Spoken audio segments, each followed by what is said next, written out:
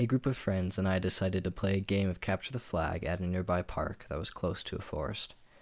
We had about 15 people on each team, so it was a pretty large game, and we chose a forest that was fairly safe so no one would get severely hurt. There was a good amount of trees and rocks to hide behind, but there were no fallen over logs or rocky terrain that we had to run through. It was also far away from any homes, so no one would call the cops about a bunch of teenagers running near their property at night. So we started to play the game and the sun slowly went down. My closest friend, named Zach, had brought a bunch of flashlights for everyone so we could play in the dark. Now that everyone had their supplies, we got back to playing the game. Zach and I were on the same team, and about 2 minutes into the game, he comes up and taps me on the shoulder and says with a chuckle, "Hey, Damien, I got a secret weapon. You gotta check this out." "What do you got?" I asked somewhat eagerly. He gestured me to follow him, and he led me to his car. He then opened the door and pulled out a loudspeaker and a fog machine. "What? Are you going to play theme music for us and have a dramatic foggy background?" I said jokingly as I examined the battery-operated fog machine. "Nah, I'm going to scare the bejeebies out of the other team." In history class last semester, I heard about a psychological warfare tactic the U.S. Army used against North Vietnam in the Vietnam War. It was a mental scare tactic to drive the soldiers hiding in trees and in tunnels insane by the cries and moanings of their supposed dead, until they would finally come out. The Army put together Buddhist funeral music, moanings, static hissing, and even other personal relating things involving the Vietnam culture to scare them. It was so effective that the U.S. Army made a rule that it was not to be played anywhere near our South Vietnam allies, he said as he hooked up the Bluetooth from his phone to the speaker. He then continued saying, "I chose one of them called Wandering Soul. It's the 10th ghost tape that they made." I looked at him wondering if he was crazy and said with a raised eyebrow, "Wait in a war, Zach. It's just a game of capture the flag, and plus, won't that affect our own teammates as well?"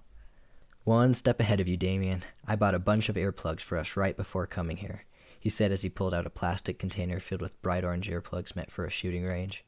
"Now let's hurry, set this up, and help our team. Also, can you carry the fog machine over there?" he asked as he grabbed the large speaker. "Yeah, I got it. But do you really think it's necessary?" I asked as I followed him to where he was going to set up the speaker. "Oh, you'll see. If the other team even dares to come into our territory, they'll be sorry," Zach said with a smirk. We then set up the speaker and fog machine in separate hidden areas to make them hard to find. Zach quickly then went around to all of our teammates that he could find and gave them earplugs after he gave me some. While he did this, I tagged one of the opposing team's players and tried to steal their flag, but sadly got tagged about a foot from it and had to go to jail. I sent a text to Zach to see if he could come get me out, and he replied with, "It's showtime," and nothing else. Not even 5 seconds later, I could hear those dreadful sounds coming through the forest. There were 2 girls guarding the jail, and they asked in a creeped out way, "What is that?" And, "Who is ever playing that better knock it off right now." That's when the fog started to slowly come over to us. I knew that this was all fake, but I was still scared of it, and my heart rate spiked up. So I decided to put the earplugs Zach gave me on, and one of the girls saw me doing this and said accusingly, "You must be a part of this. You got the earplugs."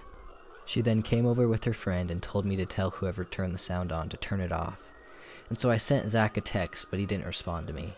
And when the contorted sounds didn't stop, one of the girls took the earplugs from me and started to put them in her ears.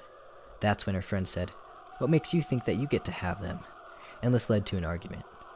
It was around this time that Zach quietly ran up to me, hidden by the fog, and freed me from jail. The 2 girls didn't notice that I had left, because the sound was the only thing that they could think about. "Where's your earplugs?" he asked as we ran through the smoggy forest back to our side. "One of the people guarding the jail took them from me," I said, wondering if Zach had any more left over.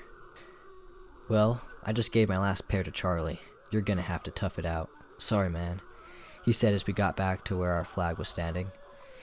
It was at this time that someone started screaming, and I looked at Zach, and he had a big old smile on his face. I, however, was freaked out and ran to where it was coming from, and the game was mutually agreed to be paused so we could see what was wrong. When we got there, a kid I didn't know too well named Jack was on the ground in the fetal position.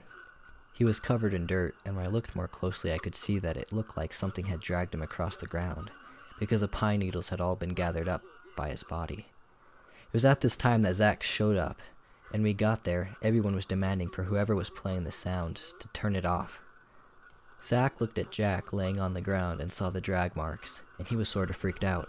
and so he quieted everyone down and said that he would turn it off. Some people thought that it was funny, while the majority got mad at him for playing it. So Zach got on his phone and asked him if he wanted to disconnect from the speaker, and he clicked yes, and the phone showed that he had disconnected, but the sound continued to play. Zach tried everything he could do to turn it off through his phone, but nothing worked. One girl named Amy came up and asked if she could try, and Zach let her, but she was unable to stop it either. "I guess I'm going to have to manually try and turn it off," Zach said as he walked toward where he hid it. Some people decided that they were just going to head home because they were too freaked out to play now. Jack and his brother were two of them that decided to leave. I went with Zach, and as soon as we got to where he hid the speaker, it was gone. Zach was so confused about where it had gone because he could still hear it clear as day. When the others showed up behind us, Zach turned to them and said, "Okay, someone here must have stolen my speaker, connected their phone to it, and is playing the exact same song, because there's no reason that song should still be playing." Many people thought that Zach was still trying to trick them and didn't believe him. Amy stepped up and said boldly, "We need to find his speaker fast and turn those awful sounds off. So everyone should span out and look for it." And everyone agreed, and we left in groups. Zach and I went to go turn off the fog machine and put it away. Zach was glad that no one messed with it, and he said as we packed it up, "Man, whoever is messing with my speaker is really gonna get it bad. They won't see it coming, that's for sure." "Yeah, and how are they able to connect their phone and not mess or stop the sequence of the eerie sounds?" I asked as we walked to Zach's car. The fog, however, got us all turned around, and all we could see was the flashlights from the other kids, so we decided to go meet up with them. When we got there, they were all huddled around the speaker, but it was smashed to bits. As soon as Zach saw his speaker, he started yelling and wondering who was the jerk that smashed it. It was at this time that he noticed that the dreadful song was still playing in the background. "What the hell is going on?" Zach mumbled as he looked around at the other kids. Amy then said angrily, "I thought you turned the fog machine off. There's still fog everywhere here." I then butted in and said, "We did. Look, I have it right here in my hand." After seeing that I had it, and how dense the fog still was, everyone was freaked out. They all started yelling at Zach, telling him that it was his fault that this is happening, and he was yelling back at them that they broke his speaker. The people who found it then informed all of us that the speaker was broken when they got there. Nothing was making sense to anyone in the group, and my heart rate was going through the roof, having to listen to those moanings and eerie sounds come from everywhere, but nowhere all at once. "Where's Jack? Is he handling this okay?" Amy said as she looked around for him. Someone responded from the group and said, "He and his older brother left earlier when we decided to search for the speaker, if you remember." "That ain't good," I mumbled to myself, thinking that it was quiet enough so no one would hear me. "Why do you say that?" Amy asked me intensely. I let out a sigh and said, "Well, that fog is so damn thick that Zach and I got all turned around in it, and couldn't find Zach's car to put this fog machine away. Also, where everyone parked their cars is close enough that we should have heard an engine start up at least."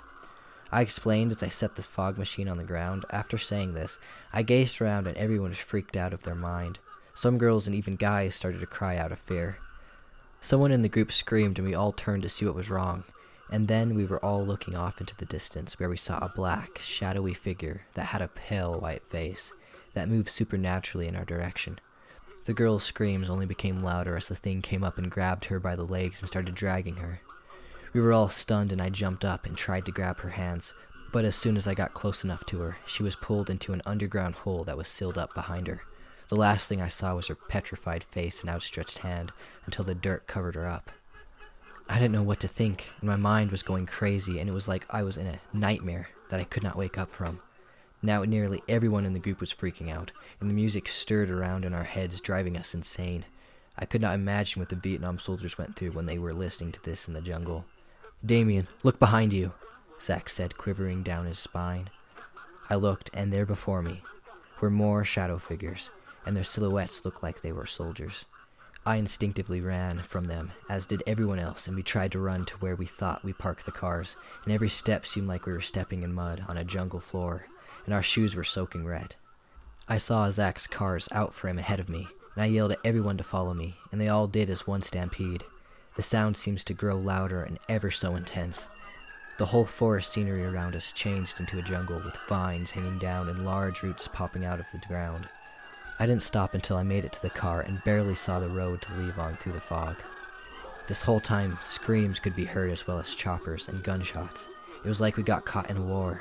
Zach finally reached the car and we both hopped in swiftly, and he drove out of there as fast as he could, but the fog made it difficult to see far ahead of him. As we were speeding on the road, we saw a silhouette of a man coming out from the fog, and he was standing in the middle of the road. Zach swerved to try and miss him, and as he did, I was looking at the man, and he had a bullet hole in his head, but somehow was still alive. Zach tried to stay on the road, but he couldn't control the vehicle anymore, and we slammed headfirst into a tree and both blacked out. It was a few days later when I woke up in the hospital and my mind was spinning. As I did, a nurse walked in and I quickly asked, "What happened? Where's Zach?" "Oh, don't worry. Your friend Zach is fine. He woke up yesterday, and if you can't remember, you got into a car accident last Monday. It was probably because of that giant fog cloud that covered the entire town. You were unable to see the road, and that's probably why you crashed," the nurse said as she was writing something on a clipboard, and she continued, "I'm going to get your parents and inform the doctor that you have woken up. I'll be right back." She then walked out into the busy hallway. I was so confused about what happened that night and wondered if it was just my imagination playing tricks on me. I then saw a newspaper that sat on the counter close to my bed, and I picked it up. The main headline read, 12 teenagers gone missing during mysterious fog Monday night. I was shocked, and I looked at the pictures and I saw Jack's face, his older brother, and the girl I tried to save were all shown, among other people. I then heard my phone buzz, and it was a text from Zach, in all caps that read, "I can't stop hearing those eerie sounds, and no one else around me hear them. Can you hear them?" My heart ran cold when the music began to play.